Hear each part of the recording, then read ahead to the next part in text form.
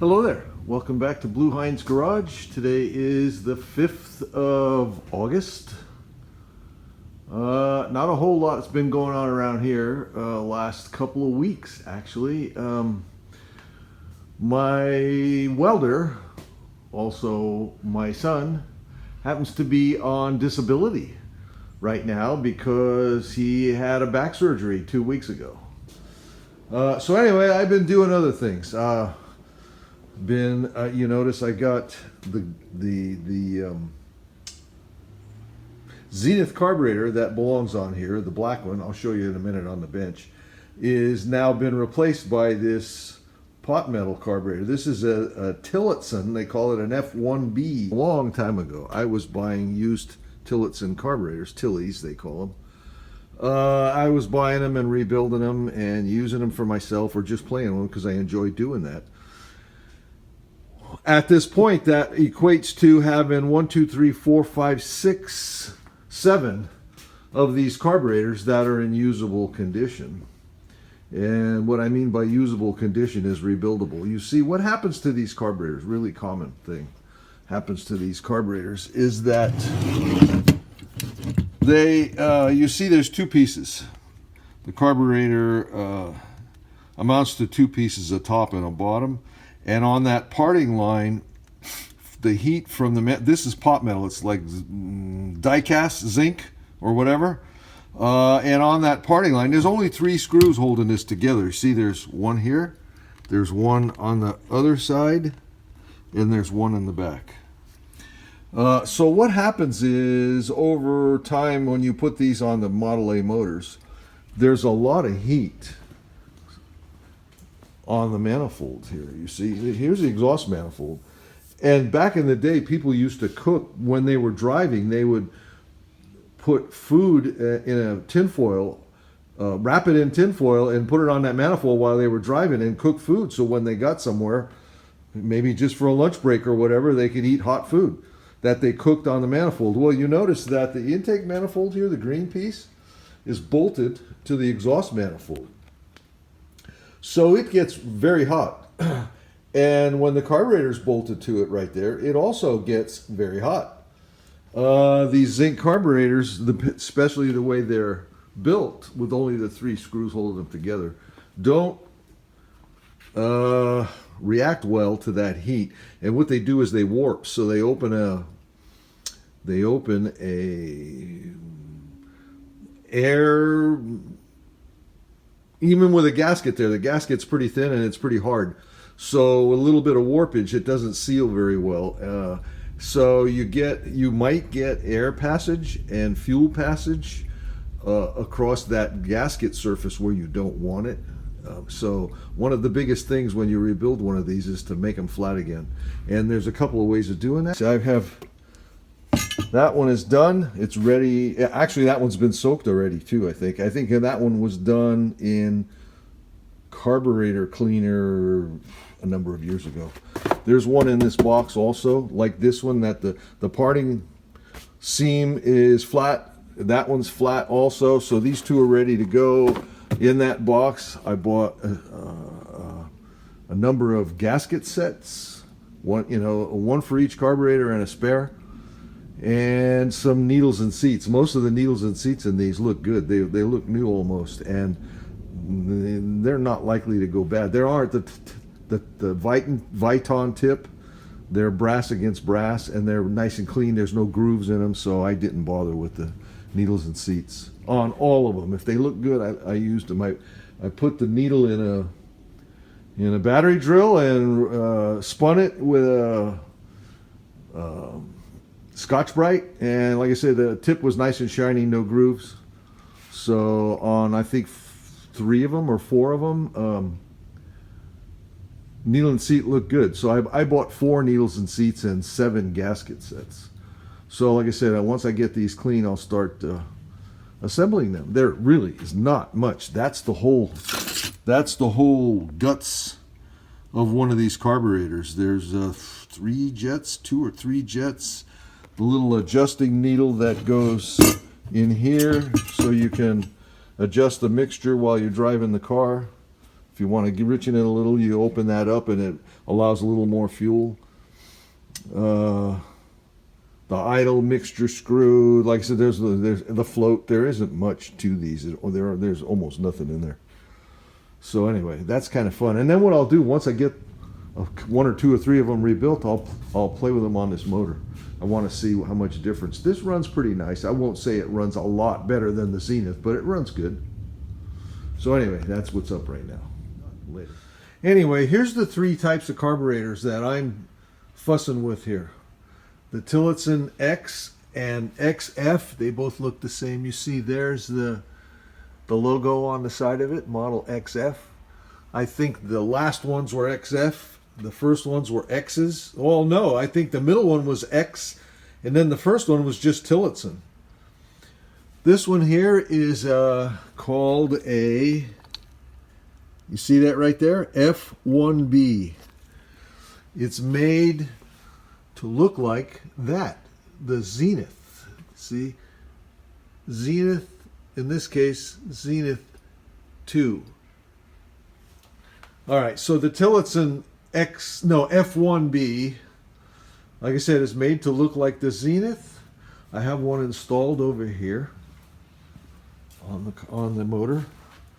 That's what it looks like with all the hardware attached. And you see this right here is the precursor of a modern power valve. It's got a little needle that goes down here to a orifice, so that when you open the throttle all the way, see, it lifts the needle and allows more fuel to flow into the bowl, I guess.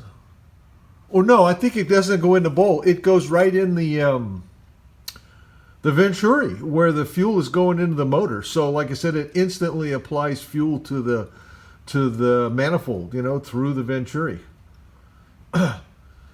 I don't know how these work on a car. I've got this one installed on this motor. I've never had one on a drivable car, so I can't tell you how well that valve works, that power valve works, but it's interesting. And I'm told from research that I've done, the key to these making them work well is getting them really clean. They've got some kind of air passages and stuff that kind of plug up. So I've done as much as I can to get it clean. I soaked them in acid. I soaked them in the parts, you know, the ultrasonic cleaner. And I even bead blasted them and blew them all out with air multiple times. I did that to all of them, but these especially. So let's see how that turns out. Anyway, that's the F1B. The Zenith was made by Zenith when Ford did the Model A. The first carburetor they came with was a plain Zenith. Said nothing. I think it said Zenith on the side. They're cast iron. Okay, well, it's Sunday. Today's the 6th. And we're preparing to soak some of these carburetors. Scott and I together bought this ultrasonic cleaner this week. This is a 22 liter.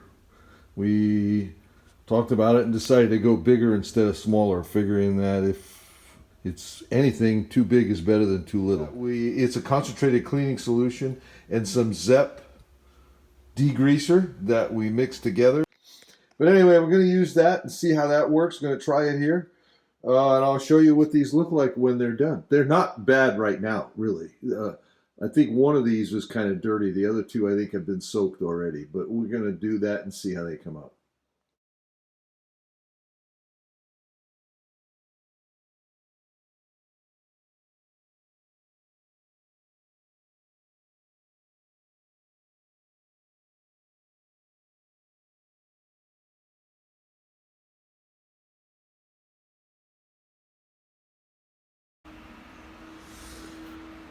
Okay, well, there's the result of a 30-minute soak in 70 degrees C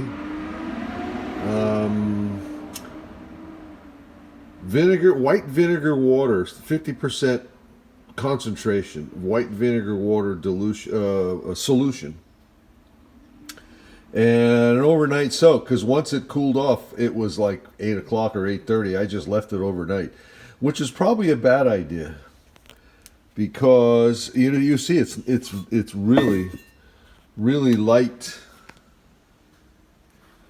I don't know if I can. Really light color compared to these. Here. See the difference?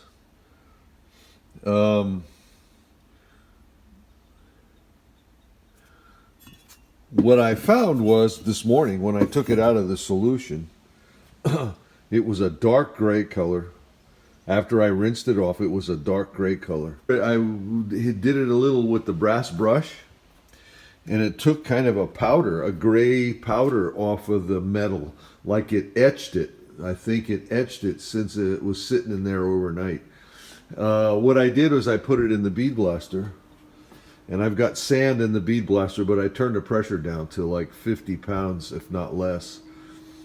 And, hit it. I didn't hit it really hard at any one place, just, back the nozzle off a bit. And it's really clean.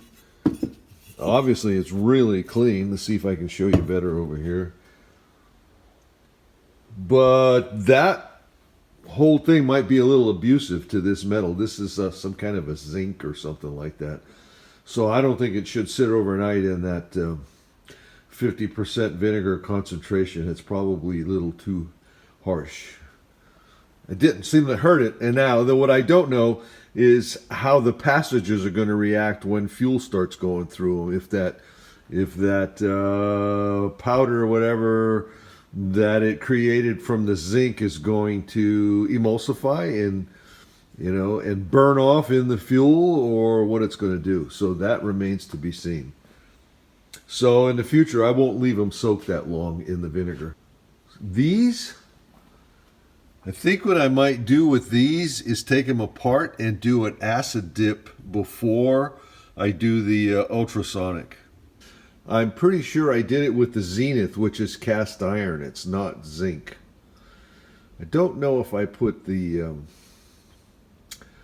F1B, the Tillotson, in the acid, but I'm going to try that. I'm going to make a solution of the acid. It's a gallon to a cup of acid and a gallon of water, because these are pretty dirty, and I think the acid will do a good job of attacking all that old dirt that's on there.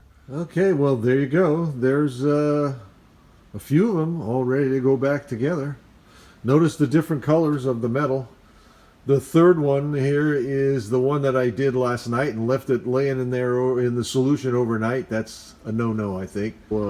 I dried it, I rinsed it off with water. Obviously, you always do that. Rinsed it off with water, dried it with air, was cleaning it, and a bunch of gray powdery material was coming off. So I ran it through the bead blaster, and that's what you see there, that light gray color. It's really nice, really clean. The other one is one I did today. I did it at 50 degrees centigrade. I did 2 20-minute sessions, soaks, and that one came nice. It's clean. It's really clean. So I got 4 of them all clean now, ready for reassembly, and I got another one taken apart. This one's not quite. I'm going to try this one. This one's not very clean. The other ones were cleaner than this one. I put them in the. This one's not bad though. These other two are the dirtiest ones. This one's like right off a car, it looks like. So first thing I got to do with this is see if I can clean the parting surfaces so they're flat. That's the first thing you do all the time. I do that before I soak them. And the area there where it mounts to the intake manifold, that last one that I did over here was quite crooked there.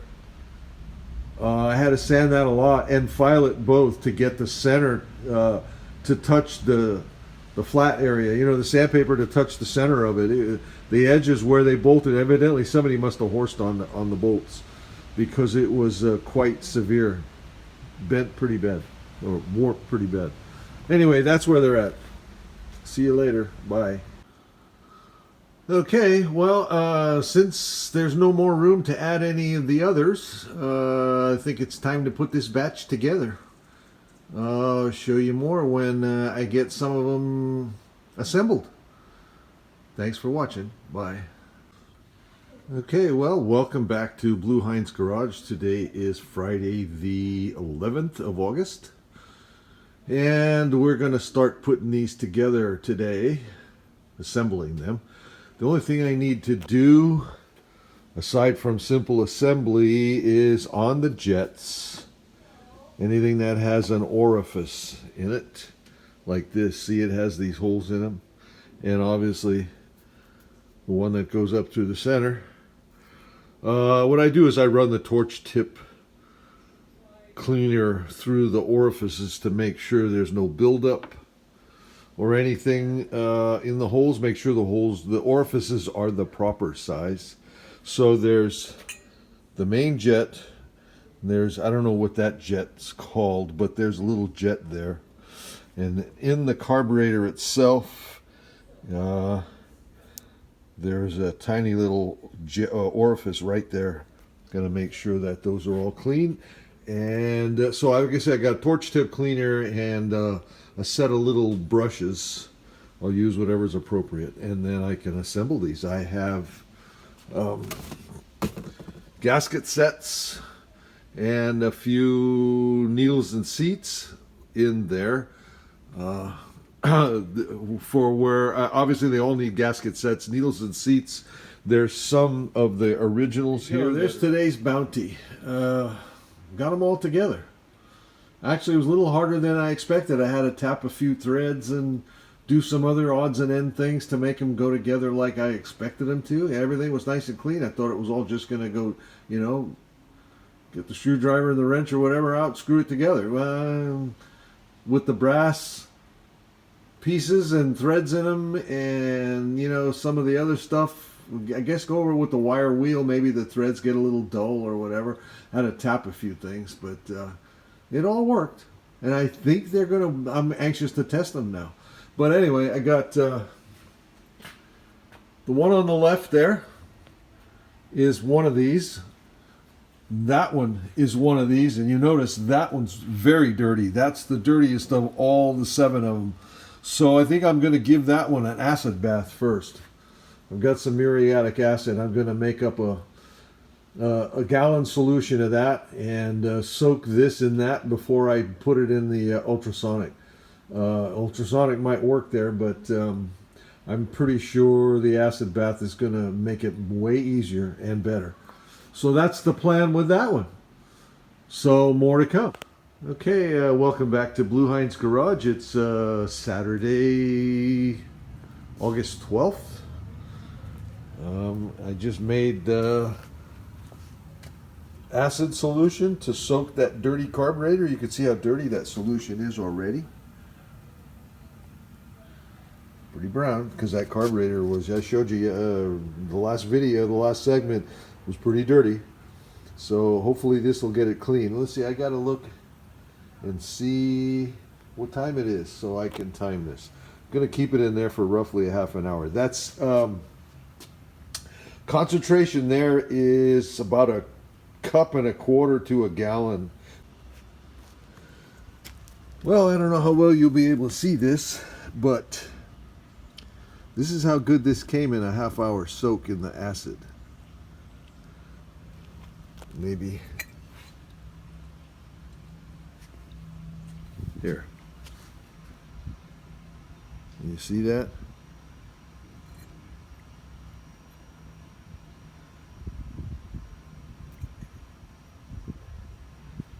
The dirty stuff didn't come that clean. The act where it was didn't cover. It wasn't covered in the dirt. The metal came clean if it wasn't coated. Didn't do much for the dirty stuff. So, see, here's this one. And I already started cleaning this with a brass brush. You know, the little toothbrush. So I'm going to soak it again. This has been rinsed off with the, water, pressured out of a nozzle hose, out of a hose with the nozzle on the end of it, and that's as clean as it came.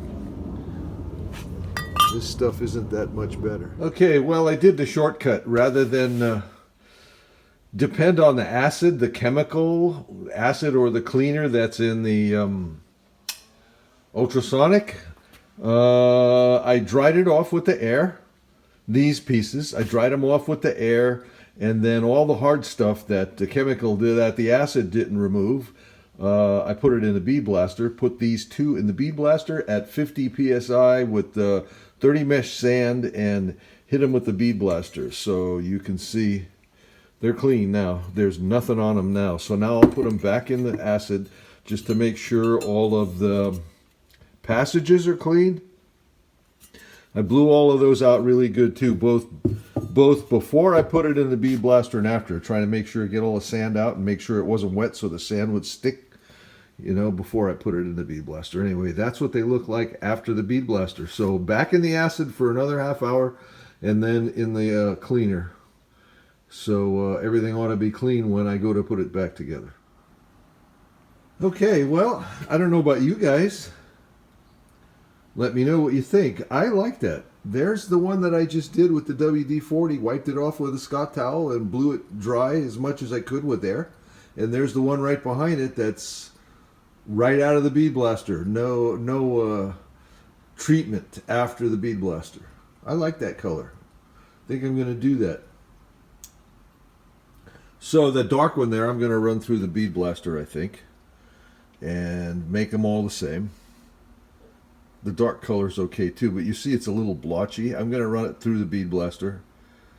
And then rinse that. Well, dry that one, blow dry that one. And that catches that one up with the others. This one also needs, this is fresh out of the parts cleaner yesterday. So I got to bead blast that one too. Okay, well, I just discovered something. You notice my hands, gray. They are. The acid solution that I'm using right now is probably about 2 cups to a gallon. I added some this morning because when I put the stuff in there, it didn't look like it was reacting. That may not have been a good idea. I probably added half a cup. And it was already 1.25 cups, I think, when I started. So it's close to 2 cups to a gallon. Well, at 45 minutes of soak time, evidently it was starting to attack the metal because my hands are all gray. When you handle, after rinsing it off with the cold water, fresh water, when you handle the metal, your hands turn gray. So it's softening the metal or whatever. It's etching the metal. It didn't hurt anything, I don't think. But you see gets on your hands. So I'm going to bead blast this like I've done with all the rest, and then it'll be okay. So anyway, learn something else there. Don't put, this is whatever, I think these are, I read somewhere it's zinc. It's a die-cast zinc material. So the acid must be a little strong for the zinc. It didn't hurt the cast iron when I did the Holly. And I've seen people use it on, like I say, Edelbrock carburetors, which I believe are aluminum. But this must be a softer material, more delicate material. So be careful with the acid. Even though it doesn't get it totally clean, it's starting to etch the metal. Now I have this batch over here I did last week. And you notice the different color. These first 4 are right as they turn out right out of the parts cleaner, right out of the ultrasonic. This one was bead blasted after the ultrasonic and then assembled. These last 4, I'm doing a little different again. Like I said, I acid washed them, rinsed them with water, Put them in the parts cleaner for, I think, 30 minutes on most of them, 20 minutes, I think, on the last one. Because, yeah, 20 minutes on the last one, I believe it was. Rinsed them again. Bead blasted them. Blew them all out. And the last step I did on this 4, like I said, after, and I mean, I got them all full of fingerprints and everything, so I bead blasted them lightly again just to get them consistent and clean, no blotches. And then what I did is, you see, I got WD-40 here in a spray bottle. So I put the pieces on some Scott towels and I hit them with the WD-40, and then took another piece of Scott towel, wiped them clean, blew off what I couldn't get at with the Scott towel paper, and that's how they come out. I like that. They're kind of sealed now, so I'm pretty sure I can handle these now, and perspiration and stuff like that won't make them blotchy. And I think they should stay this color. Because like I say, with the WD-40, it's a silicone. It soaks in. It's kind of a penetrant. It soaks in and dries. So I think that's going to work good. And then obviously what I did today was finished cleaning all of the shiny stuff. All the brass parts. Even a couple of the floats. I did only that one side on the floats, but I did the floats lightly with the wire wheel too. So anyway, there we go. There's the end. Now the next step is to assemble them. The F1Bs, I ordered gaskets yesterday. There's only one place, I believe, in the country that sells these gaskets. That's Smith & Jones. Okay, so here's a, for the moment, final on these carburetors. What do you see here? 2, 4, 6, 7 of the Tillotson XF variety. 2 of the Tillotson F1B variety, not yet assembled because I'm waiting for parts. Gaskets. And here we have the first 4. There's a variety of processes that have been used on these 7 carburetors here. The first 4 are fresh out of the ultrasonic cleaner. Did the ultrasonic cleaner bath. I think the first 4 were done with a concentrated cleaning solution in water. The 5th one, the lightest colored one, is the cleaning solution, followed by ultrasonic cleaning solution. I don't remember. I think this one was vinegar and water, followed by bead blasting, and then assembly. And the last 2 are, actually they were dirty, really dirty. So they're an acid bath in muriatic acid and water, rinsed off with fresh water, vinegar water cleaning solution in the ultrasonic cleaner, and then lastly followed by a WD-40 kind of dressing on the whole exterior of the carburetor. Just hit them with WD-40 with a spray bottle, and then wiped off the excess, wiped and or blew off the excess, and that's what you see right there, those last 2. That's the finish on those. I kind of like that one the best, and I think that one may be the most versatile of the 3 different processes. These are like the last 2 that are standing up there. These are acid bath, rinse with water, ultrasonic cleaner bath, rinse with water, air dry, and then bead blasted and lightly bead blasted, and then WD-40 seasoned. So these are the same as the last 2 there. They're just not assembled yet. So that's kind of the, for the moment, final on these carburetors. Not sure what I'm going to do. I've had these things probably, I'm pretty sure I've had these things 23 years. Probably since around 2000. I was buying them on eBay. I just looked in my files. I don't have any anything in the files. At least I might have record of the purchases with some other documentation, stock Model A or whatever kind of documentation I have over in the other garage. But for documentation, I don't know. I'm guessing around the year 2000, I probably bought these, maybe even a little earlier. And they've been sitting on the shelf ever since. So anyway, that's it for now. Thanks for watching. As always, please like and comment. Would appreciate hearing your thoughts.